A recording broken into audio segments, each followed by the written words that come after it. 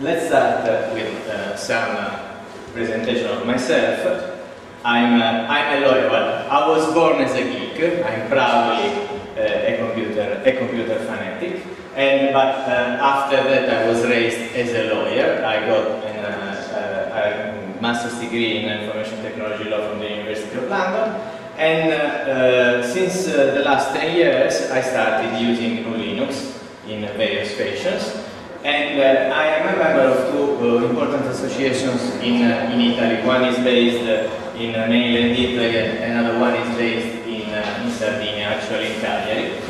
The Circolo dei Giuristi Telematici, that's the Association of Italian Cyber Lawyers, and it's the oldest association of its kind in Italy. It has been founded in 1998, so in IT term a long time ago, and it is still active, even if in this moment it is a little bit in standstill, but it's going to be more active very soon.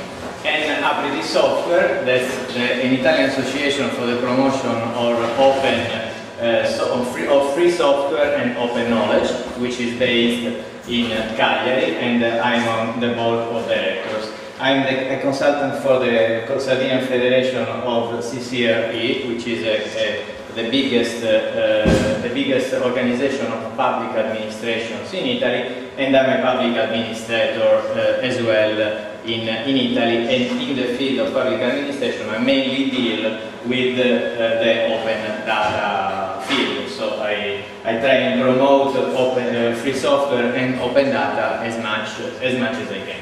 So let's deal with what I will talk today. So I know you're here for the cool stuff. You're not here for the legal base, but they asked me to provide some background on the regalia of database.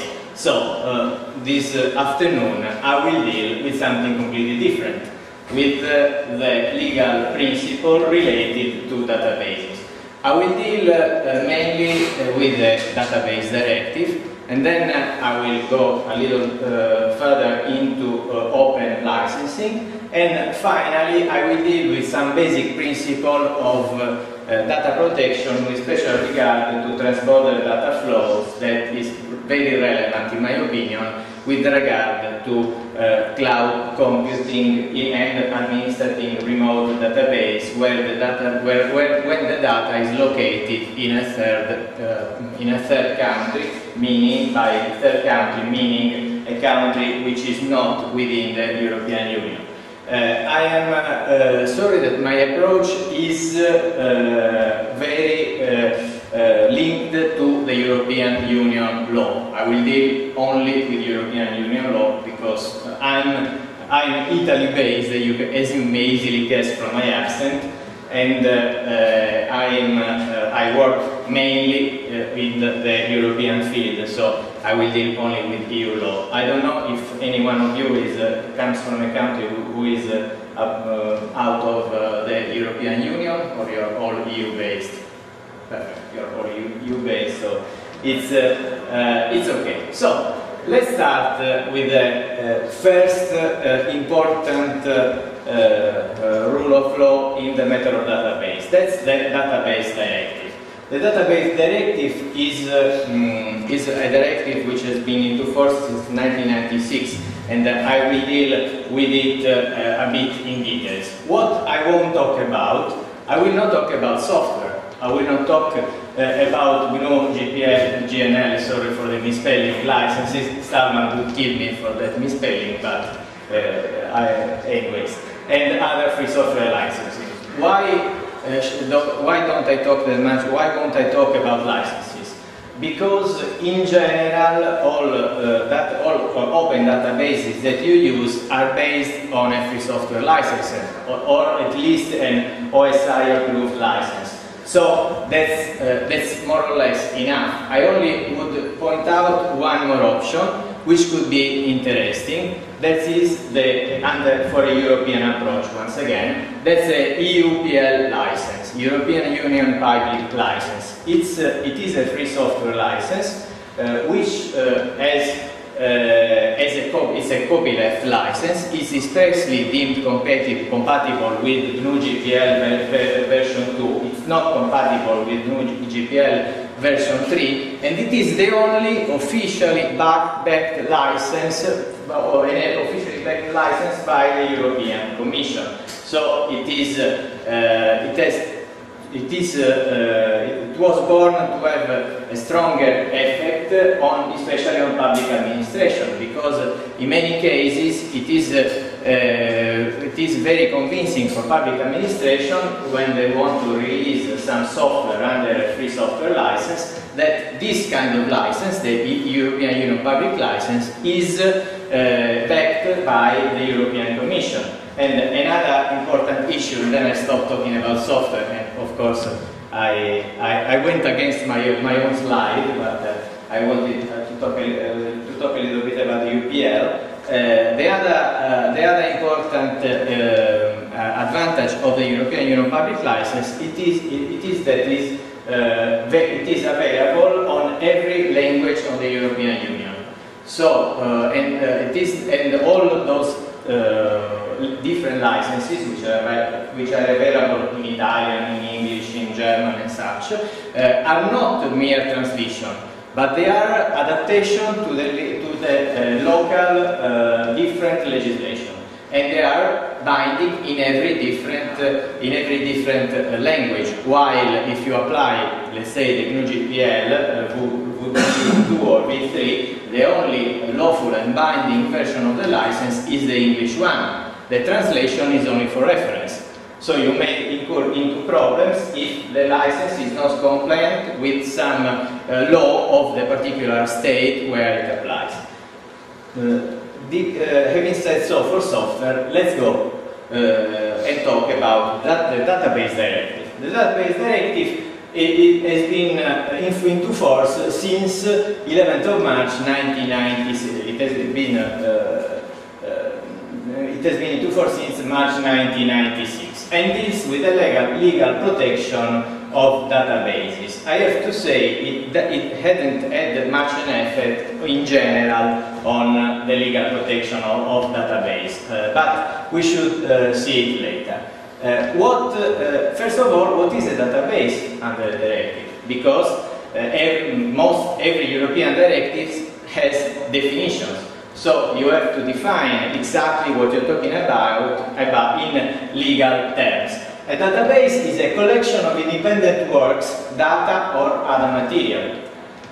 Independent is the key word. The different works or data have to be independent, have to be an independent meaning. A MIDI file is not a database, because the piece of information don't have an independent, are not independent. And the works could be data or data materials. So the single data could be copyright protected or not, could be subject to copyright protection or not. Anyways, it has to be arranged in a systematic or methodic way, and it has to be individually accessible by electronics or other means. It's not necessary that it has to be searchable, but it has to be at least individually accessible. That's one of the requisites of the Article 1.2 of the Database Directive. The directive does not cover, and that's another of the reasons why I'm not talking about software, the computer programs used in the making of the operation of database accessible by electronic means. So that means that, of course, the software you're using for operation of the database has to be licensed. Could be also proprietary, but of course we always strongly suggest to adopt a free software license. And as I said before, the works and the materials must be separable from each other, and that's another requisite for for a database to fall under the database directive. So a recording or a audiovisual as such is not a database. A literary work, a film, a movie is not a database, even if it is composed of different parts, because they must be separable from each other. It has to be a collection of individual works, and of course it has also, such a collection has to be, the creation of such collection has to be of a certain value. For instance, in the preamble of the directive there is the example of the CD. A music CD is not a database under the directive, because even if it's a collection of independent works, it doesn't take a lot of effort to put together the different songs. So it's not considered a database for the purposes of the directive. The database is protected not only with the copyright, but also with another right. The title "Two rights is better than one" could be understood, unfortunately, only by Italian people. It's not a misspelling. It's just a stupid commercial which was on air some years ago. Anyways, the database could be protected by copyright and could be protected and are protected also by a sui generis right, which I will explain it later. Which databases are covered by copyright? The database which constitute the author own intellectual creation by way of the selection of the arrangement and of the content. What does it mean? It means that if the database is creative enough, it may attract copyright protection. If the organization of the database is creative enough, it can be also be deemed as a work of art, so it may attract copyright protection as such. And so also copyright protection it applies. Even if it's not, it couldn't be considered as an intellectual creation, so it doesn't go beyond the creativity threshold which is required. In any case, it would be protected by the sui generis right. The sui generis right has been introduced by the European directive. Let's see what the sui generis rights is. So, the database right is a right which applies to a particular condition I will analyze in detail, a right to prevent extraction or reutilization of the whole of a substantial part of the content of the database. So, generally speaking, if you are familiar with copyright, a copyright holder can ban any kind of utilization of the copyrighted content unless it is licensed or given by another person. In the sui generis right, you have the right to prevent extraction or reutilization of a whole of a substantial part of the database. And this applies even if the database as such is not copyrightable. It is sufficient that it is a database. It is a collection of work which falls into the requisites of the directive. And this right is granted to the maker, and the maker has... Yes? Yeah.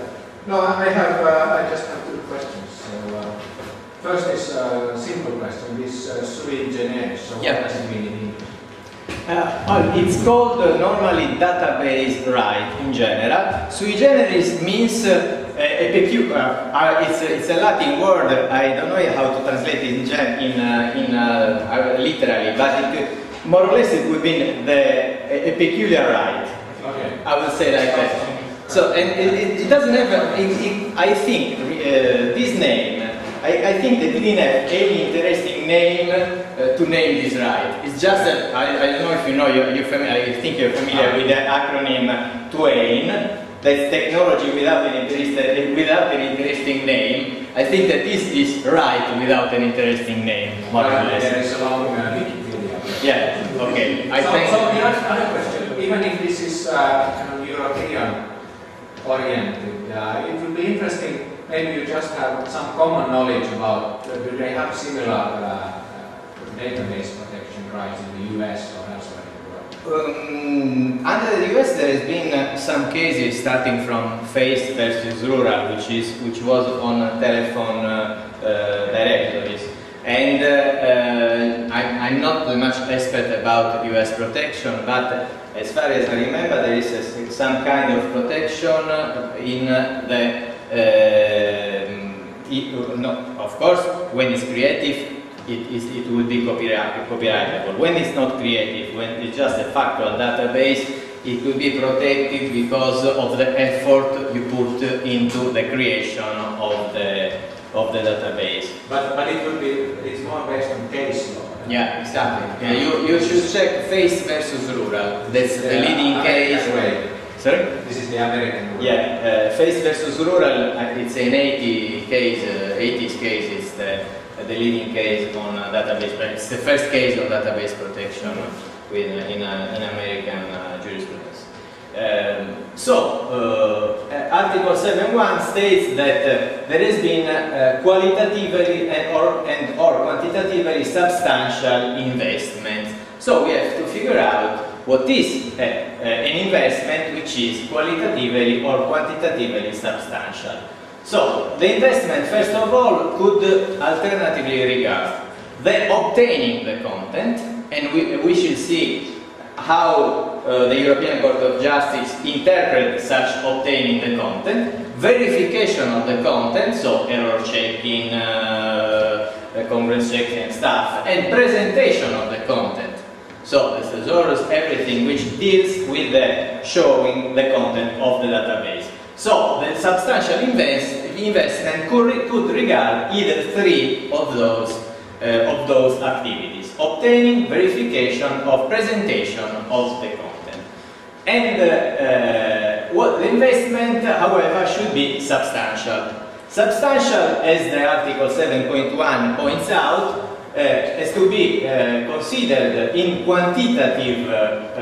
a quantitative way. So a lot of money, a lot of effort spent for creating the database, or qualitative, a new idea, a new layout, an innovative layout could attract the database right. But the problem, a very big problem arises when with two decisions by the European Court of Justice in year 2004. The two decisions are Fixed Marketing and British Horse Racing Board versus William Hill and versus other betting agencies, because in those decisions the court narrowed a lot the sui generis right. I said before that obtaining the content, substantial investment could regard obtaining the content. Okay, the Court of Justice said, okay, yes, there is a sui generis right, I'm simplifying it a lot, but it's, the sui generis right has the scope to promote the establishment of storage and processing system for existing information, and not for the creation of information. So, if one person, one firm, creates the information and then creates the database, it may run the risk that such database is not protected, even if they spent a lot of money in creating the information, because the directive says obtaining the content. So the content has to be pre-existent, and then you have to create the database. If you create a database and you spend a lot of money on creating it, you may not have the sui generis right. And this is quite a peculiar decision which almost nullified the sui generis right. However, the courts point out that if after the creation they spend more money in organizing the content, as I said, in the presentation, in the verification of the content, so the sui generis right would attach, because this would be considered a substantial investment. But on the act of creating the content is not, of course, if the data is not copyright protected, because if the data is copyright protected, copyright will apply, so there won't be that much problem. We don't need, more or less, we don't need a sui generis right when we have copyright protection. Copyright is a stronger protection, so there's no problem about the sui generis right. Anyways, the fixtures marketing and the horse racing board are kind of peculiar decision. I'm sorry. Yeah. You mean that what it was is that they create, if they create data that can go inside the database, yeah. this data is not protected. Is not protected under the sui generis right. Yeah, unless it is copyrightable data. If it's not, somebody else can use the data because it's not protected. And that was the case because it was British Horse Racing Board that was, for instance, contesting William Hill's right to use its data. And the European Court of Justice said, no, this is not a matter of violation of sui generis right because you create the data, so the sui generis right won't attach. And that's what I suggest the reading of the outlaw.com. That's a blog and a website by Pease and Masons, a very important law firm on the innovation and IT fields. And it says what I just anticipated, that in that case the database right would not apply unless there is further substantial investment in obtaining the verification or the presentation of the database itself. So the creation of materials is not sufficient. But what is exactly this right? As I said before, it is the right to prevent extraction or reutilization of the whole or a substantial part of the database. Substantial is a recurring term, it's a kind of a key term in the database protection. And once again, the substantial part has to be evaluated qualitatively or quantitatively with respect to the database. So, who are the beneficiaries of this right? It applies to all the database who are national of a member state of the European Union or are habitual, they have their habitual residence in the territory of the Union. Does the right apply to the use of this information in a product that is sold or even distributed by the company, or also I don't know, use this data internally for, I don't know, to do some research, some kind of research? I mean, can I extract data from a database which is protected by that right for personal in research or research purposes? Yeah, the database directive states some exceptions, which depends on the national laws. But in general, it has to be allowed, for instance, the extraction even of a substantial part for research, for scientific purposes, or for personal use. But it depends on the national laws, and of course it depends on depends also on the kind of data, because if the data is copyrighted, then you have to deal with fair use, also with regard of copyright, which is more broadly intended in US. We have fair use under USA legislation is broader than fair use as ruled by the European directive and, for instance, Italian law, which is fair use in Italy is a very narrow in scope and application.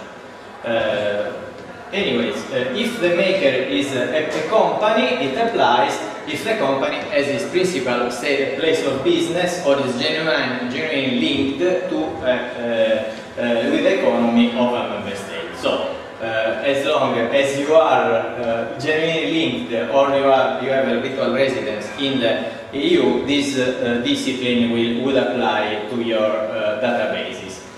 But what is substantial? Substantial, with regard to the extraction, has been defined also by the European Court of Justice in BHP versus William Hill, one of the cases I was mentioning before. And this kind of the substantiality must be assessed in relation to the total volume of the content of the database. So even a huge chunk of data, to put it like that, could be deemed an unsubstantial part if the database is very, very big, with terabytes of data. And the qualitative terms, it refers, in this case, not to the innovation, but to the investment in obtaining verification or presentation of the content. So it's a matter of money, in this case, in qualitative terms. So it has to be evaluated case by case. We don't have a scale, we don't say this percentage of the database amounts to substantial part or not. It has to be evaluated by the court on a case by case approach. How long does this protection last? This protection is not eternal.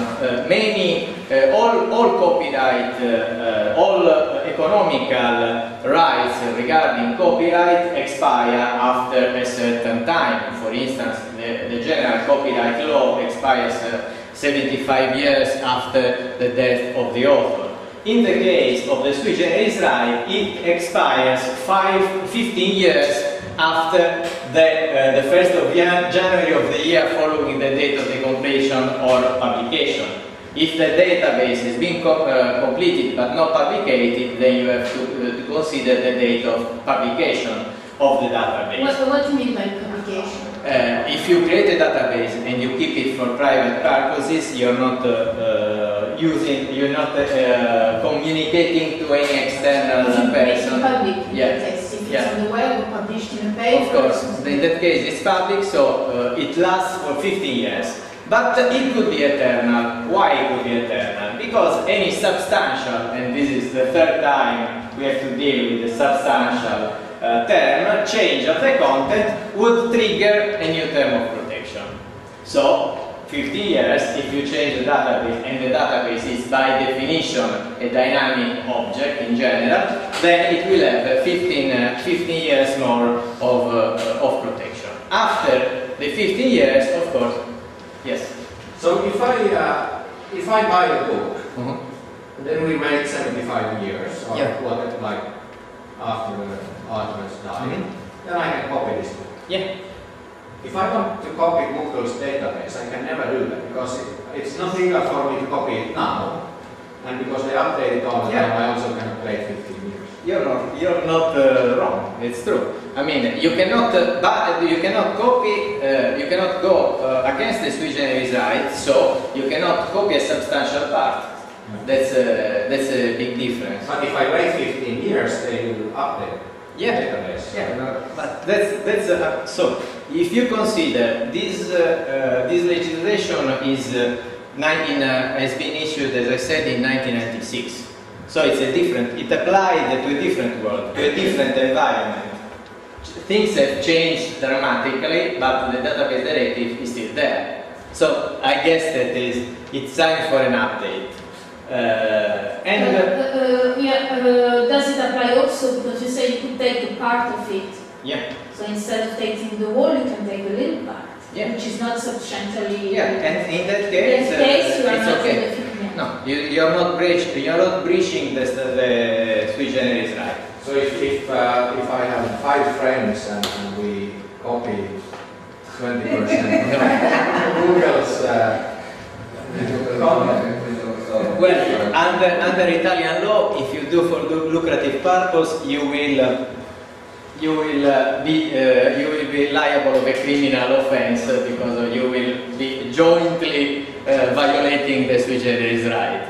I guess it is more or less the same in every other EU country. Is the sui generis right useful? Well, there has been the first evaluation of the directive in in the year 2005, December 2005, sorry not to mention the date, but you have the link to the evaluation, and the evaluation was the economic impact of the sui generis right is unproven. Very good evaluation. We don't know. The new instrument has no proven impact on the production of databases. But very interesting as an evaluation. This is the only evaluation that has been done at the European level for the database directive, and it has been done in 2005. So many years after the directive, and it has to be said that in the evaluation there have been suggested some solutions, and they even suggested we should repeal the sui generis right, or we should change it, or we should do nothing. That was the best suggestion, and that was the one which was followed. They didn't do anything. But still, there is rewrite, and we have to consider it because it may have if you break the sui generis right, you could run into civil and criminal offences as well, depending on the different state laws. So it's important to know about it. Open data licenses. How to get rid of copyright and sui generis right? You should apply a license, and you perfectly know how to use a license with regard to software. Regarding database as a collective work, it's a bit more complicated, because database is not only the content, it's the collective work, it's the architecture of the database, so it's a more complex environment. And as a reference, you could go to opendefinition.org, which is one of the key references with regard to the open data and open database. But it's important. It is to put it simply, it's important to apply a license. You have to clarify how the data are available, how the data can be shared, how the data can circulate. Because if you don't apply a license, by default, the copyright protection would apply if the case, and the sui generis right would apply. So you would automatically have a limitation on the sharing of the database as such. Which license should I apply? Creative Commons, I guess you all know Creative Commons, I don't have to go into it, but Creative Commons licenses are meant for content. They could be applied to dataset if the dataset is creative, but it's difficult to apply them to a database as a collection of work which could not be, which for instance could not be copyrightable, because as individual works, they don't attack the copyright protection, or because the database is not creative enough to attract the copyright protection. So it's better to go a bit license shopping and searching for a better license. We don't have to create another one. We have Open Data Commons that provides with some licenses which are very useful. First of all, the ODBC BY, the attribution license, which is pretty simple, and you are free to share, to create, to adapt the database as long as you attribute, as long as you just state that the work is attributed by the author, in this case by the maker. And so it's pretty simple to apply. You just have to take a look at the site Open Data Commons, and you find any reference on how to apply this kind of license. Another one, which is I think the best license you could use in the database environment, is the ODBL, the Open Database License. Now it is in its 1.0 version, and it's the attribution and share alike for data and databases. So you are free to share, so to copy, to distribute, to use the database, to create, so to produce new work on the database, to adapt, to modify the database, as long as you comply with some requisites. The attribution, you must attribute the work, and share alike. if you publicly use any adapted version of the database has to have the same license or a compatible license, just like the GPL, the GNU GPL, or other copyleft license. This is just applying the copyleft effect on the database. And you have to keep it open. That's another more requisite which applies to Open Data Commons and ODBL. Why using the ODBL? Because it deals with not only with copyright but also with the sui generis rights. It has a specific provision for the sui generis right. If you take into consideration standard Creative Commons, it doesn't deal with sui generis right because it's not meant for database, but it is meant for content. It's different and distinguishes between the database structure, and the content. So it rules differently the various aspects of the database, and also clearly states the difference between visualization and deriving new databases. It defines the word convey in a sense that excludes the mere visualization. So, and apart from that, the ODBL deals also with moral rights and other rights at the European level, but not only. So it is quite comprehensive, and it is legally sound in the European environment. Yes. Suppose that I have some application which has an internal database and which is distributed together with some data which is used by this database. And well, the database and the data in it are an essential part of the application. They have to distribute it as a single package. Do I have to, and I want to distribute this package as a GPL, do I have to specify a specific license for the database and the data in it, I mean something like ODBL, or the GPL does not cover everything which is inside the package? The GPL, for instance, in many first attempt of going open with the data, some people apply GPL to the database as well, not only to the software but also to the data. The problem is that if you apply the GPL, for instance, does not deal with the sui generis right. So you have a lack of legal clarity. It's not that it's not incorrect, but it is a license meant for software. It's just, for instance, applying a GNU GPL for content. Well, you can do it. You're free. You're a copyright holder. You can give you can apply, for instance, a beerware license if you know what I'm talking about. You're free to do everything, but you lack of legal clarity because GNU GPL doesn't address some rights which are typical to the database environment. And so the next step, are the GPL and the ODBL perfectly compatible? I mean, can I use them together in the same to distribute the same package? You can use it without, because especially if you use the share alike, there is no real problem, and they apply to, okay, the package is one, but they apply to different content.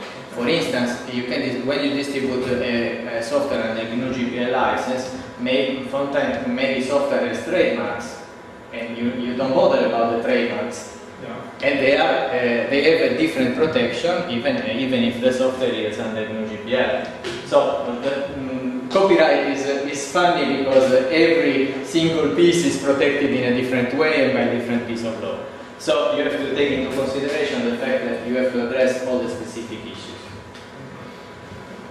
Okay, you can go even more radical. You can free completely the database. You can go public domain. You can waive as much as possible your any copyright, any sui generis right. You can get rid of everything, and you can do it like that, applying the public domain dedication license or Creative Commons CC0.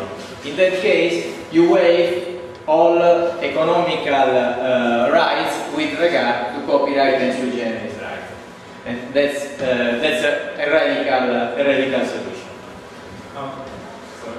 Yeah. Is it true that, I mean, I heard something, just a rumor, that with public domain, you're actually legally liable for what you do, what you wrote for the program. I mean, yeah, it's true that you give up any rights, so you lose everything, but you also take the legal responsibility. I mean, if your software does some damage, you are liable for that. Is it true? Well, it depends. Actually, if you waive any rights, it's difficult that any judge would assess a responsibility on you, because normally responsibility is coupled with the economical interest. If you give something for free and you state clearly that you're not responsible, right? Yeah. As long as if I go public domain, do I have to specify that? If you apply one of those lines, they would deal also with the exclusion of any limitation of responsibility. So public domain is actually a license, because I thought this software is public domain. Software and any copyrighted work would become public domain 75 years after the death of the author. And this is public domain by law. But you can go public by license. You say you can do whatever you want. And so the condition is, as long as it's blank, you can do whatever you want. The only thing you could not get rid is, under European law, is the moral rights, especially in the Italian law and some other laws. The moral right in Italy cannot be affected by the public domain or by Creative Commons CC0. Okay, we almost ran out of time. I'll just give some more information about database privacy and the cloud. I will be very, very fast. Database could be composed of personal data. We dealt in general with content, but what about if the data are personal data, personal information? Personal data under the EU directive are any information related to an identified or identifiable natural person. Identified or identifiable has been stretched a lot, in a sense that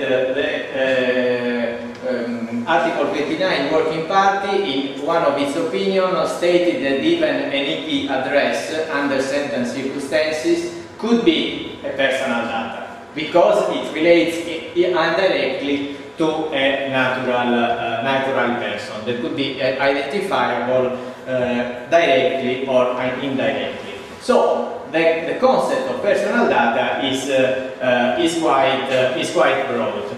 And so why should I bother where my data are? We know, but you know that you work in that field, that you have always been working with remote shells, with SSH, with command line, and technically you couldn't be bothered where your data is, because you access them remotely by definition. But now, or since the Data Protection Directive, you should consider where the data is. And especially you should consider in a cloud environment, where it's very difficult to know exactly where the data is. Why you should have to consider? Because if it is personal data, there are some rules which even ban the transborder data flow, which ban to transfer data, personal data, to a country which doesn't have an adequate level of protection. Of course, an adequate level of protection, it's a matter of fact, or it's a matter of mutual agreement.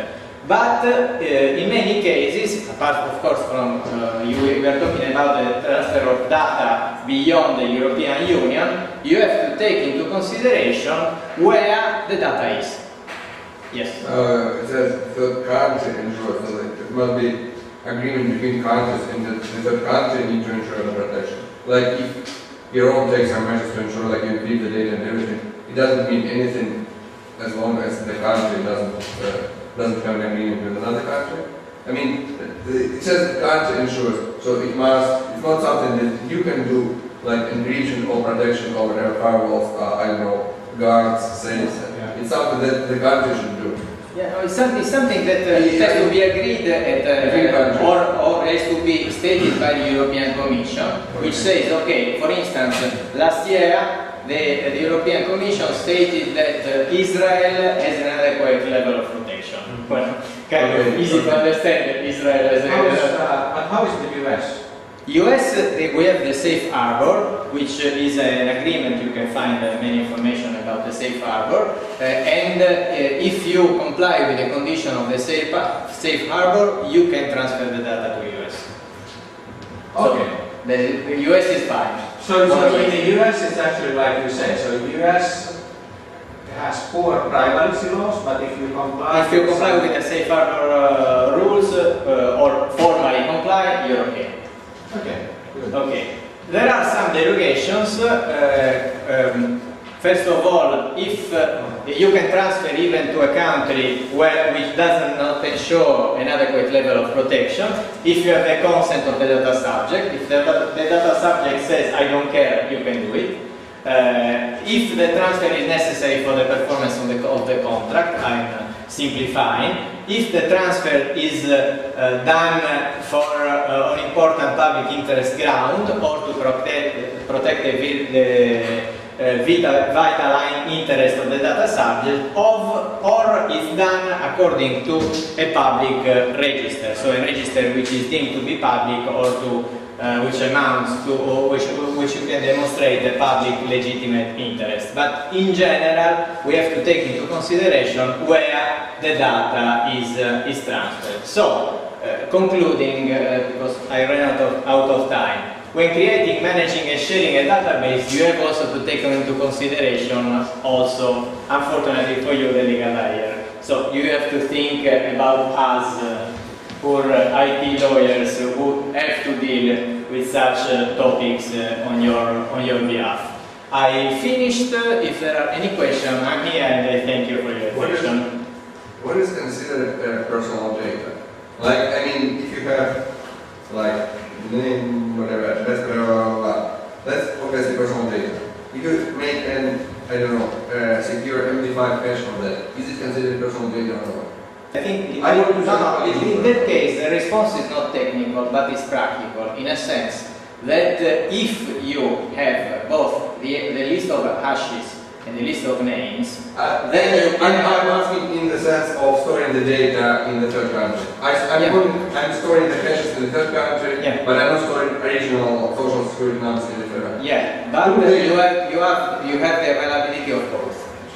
But you have the availability of both, regardless of their... Not necessarily. No, it depends. But it doesn't matter, because the original numbers, if they are stored, they are stored in the European Union or whatever, in the... Well, where it is no question, all the rules are met and everything. But 25 cache of the social security number is considered personal data in the sense can it be stored, doesn't need to go on the same rules when storing, when I don't know, it goes into the cloud, for example. No, as I told you, it depends if you control both. It's not a technical matter, but because in that case there would be semi-anonymous data in a sense that you would make an operation and you would know which hash is which social security number is related to the hash.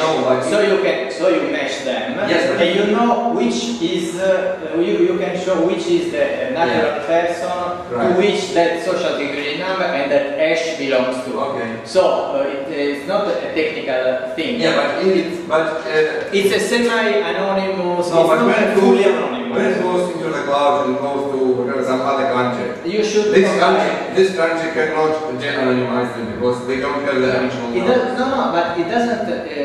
It's not a matter of external people accessing the data. It's just a matter of data processing, the real data processing you're doing. So, for instance, in the cloud, if you encrypt the data here and you store the data encrypted, normally no one could access your data regardless of the position. But unfortunately, because we're dealing with a 95 directive, they didn't think about it. And so, technically, even if you store encrypted data in a cloud server you don't have any clue where the server is, you may still be doing transborder data flow of personal data, even if it's encrypted, and even if no one but you could access those data. Yeah, but encrypted personal data, that was going to be my second question, yes. So, I guess that we're out of time. Yeah, personal data, Or do we go until they knock? I don't know. I don't know. Do you have any more questions? No. Okay. Well, thank you for your attention.